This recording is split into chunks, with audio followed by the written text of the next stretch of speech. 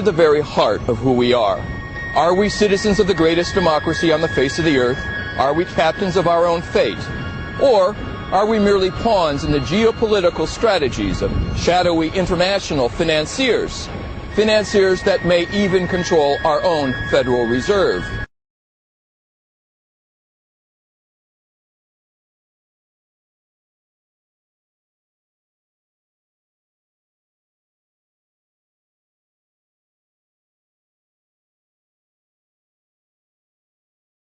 We as a nation are headed for an economic disaster. This is a story that you should not only watch, but you should also make sure the candidates who want your vote watch as well.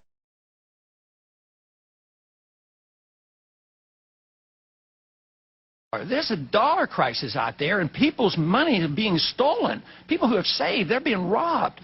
I mean, if you have a devaluation of the dollar at 10%, people have been robbed of 10%. But how can you pursue this policy without addressing the subject that somebody's losing their wealth because of a weaker dollar, and it's going to lead to higher interest rates and a weaker economy? What would be the first two things you would do if you were in Mr. Bernanke's seat tomorrow morning?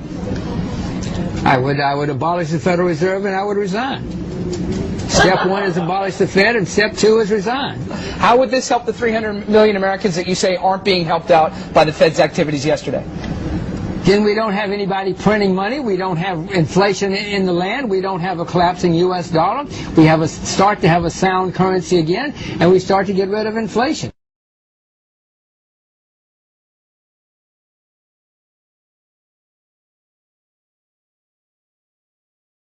Man, David Walker, the Comptroller General of the United States.